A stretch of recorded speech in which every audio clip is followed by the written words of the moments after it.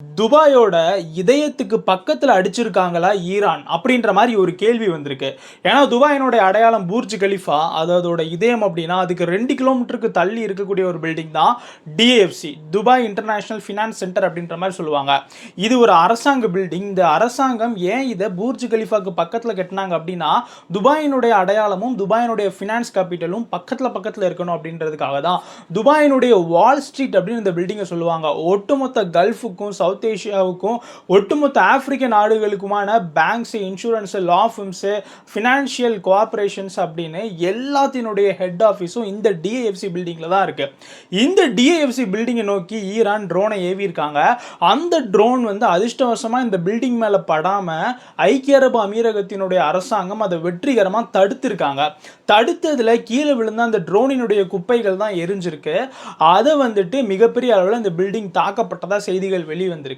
ஆனால் இந்த பில்டிங் உண்மையாகவே தாக்கப்படலை. துபாயினுடைய அரசாங்கம், அதாவது ஐக்கிய அரபு அமீரகத்தினுடைய எம்ஓடி, மினிஸ்ட்ரி ஆஃப் டிஃபென்ஸ், அவங்களினுடைய பல அமைச்சகங்கள் சொல்றது என்ன அப்படின்னா பில்டிங் தாக்கப்படலை, பில்டிங்கை தாக்க வந்த ட்ரோனை நாங்கள் அழிச்சிருக்கோம், அதனுடைய டெப்ரிஸ் தான் கீழே விழுந்து எரியுது அப்படின்ற மாதிரி சொல்லியிருக்காங்க. மற்றபடி இந்த பகுதி பாதுகாப்பாக தான் இருக்கு. ஈரானை பொறுத்தளவுக்கு மிகப்பெரிய அளவில் துபாயில் மக்கள் வாழக்கூடிய இடத்தை தாக்கணும்னு அவங்க நினைக்கல. அவங்க மிலிட்ரி டார்கெட்ஸையும் ஸ்ட்ராட்டஜிக் இம்பார்ட்டண்ட்டான அந்த மாதிரி பேங்க்ஸு, லா ஃபிர்ம்ஸு, முக்கியமான இந்த முதலீட்டாளர்களுக்கு பதட்டம் வரக்கூடிய இடத்த தாக்கணும் அப்படின்னு தான் நினைக்காங்க. ஏன் அப்படி நினைக்காங்க அப்படின்னா அப்போ தான் உலகம் ஈரானை திரும்பி பார்க்கும். இது உலகம் திரும்பி பார்க்கக்கூடிய ஒரு பிரச்சனையாக தொடர்ந்து இருக்கணும் அப்படின்னு ஈரான் நினைக்காங்க. அப்போ தான் அமெரிக்கா மேலே ப்ரெஷர் வரணும் அப்படின்றதுக்காக. மற்றபடி தொடர் தாக்குதல்லாம் இஸ்ரேல் மேலே பண்ணுற மாதிரி ஐக்கிய அரபு அமீரகத்து மேலே ஈரான் பண்ணலை. அப்படியே பண்ணாலுமே கிட்டத்தட்ட 2000க்கு நிகரான ட்ரோன்களை ஐக்கிய அரபு அமீரகம் வானத்திலே அழிச்சிருக்காங்க. எந்த ஒரு மிசைலுமே ட்ரோனுமே உள்ளே விழலை.